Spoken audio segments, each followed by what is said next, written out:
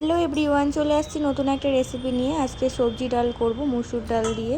আর এটা প্রথমেই আমি ভালোভাবে ধুয়ে নিয়েছি 2-3 বার করে, যতক্ষণ এই পরিষ্কার জলটা বেরোয় ততক্ষণ। এবার পরিষ্কার জলটা বেরিয়ে গেলে তারপর আমি জলটাকে ফেলে দেব। জলটা লাগবে না এখন। জলটাকে ফেলে দেওয়ার পরে আমি নানান রকম সবজি এখানে কেটে নিয়েছি, গাজর, টমেটো, বিনস, একটু কুচি কুচি করে আলু।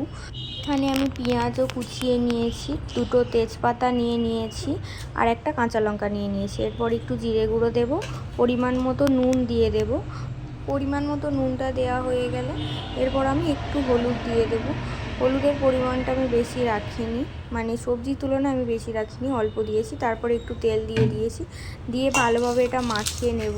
মাখিয়ে নিয়ে আমি প্রেসার কুকারে এটা সিটিতে দেব। আপনারা চাইলে এটা কড়াইতে দিতে পারেন বা গামলিতে, যে কোনো কিছুতে এটা সিদ্ধ করে নিলেই হয়ে যাবে, রেডি হয়ে যাবে।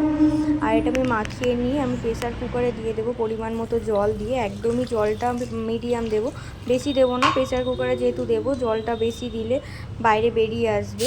আর পুরোটা মিডিয়াম দিলে এটা হয়ে যাবে। দেখতেই পাচ্ছ, এটা 3টে সিটি মেরেছি আমি। 3টে সিটি মারার পর এটা কমপ্লিট হয়ে গেছে। হয়ে যাওয়ার পর আমি এখানটা একটা পাত্রে একটু তেল নিয়েছি, তার ভিতর কাঁচা লঙ্কা দিয়ে দিয়েছি, শুকনো লঙ্কা আর 5 ফোড়ন দিয়ে দিয়েছি। দিয়ে এটা ডালের গরম হয়ে যাওয়ার পরে আমি ডালের উপরে দিয়ে দিয়েছি। দিয়ে ভালোভাবে নাড়িয়ে চাড়িয়ে তৈরি সবজি ডাল। এরকমভাবে একবার ট্রাই করে দেখো, ভীষণই সুন্দর লাগে।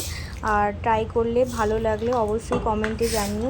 ভালো লাগলে লাইক, কমেন্ট, শেয়ার করে দিও। আজকের রেসিপিটা এই পর্যন্তই। কালকে দেখা হবে নতুন একটা রেসিপি নিয়ে। সবাই ভালো থাকবেন, সুস্থ থাকবেন। Bye bye.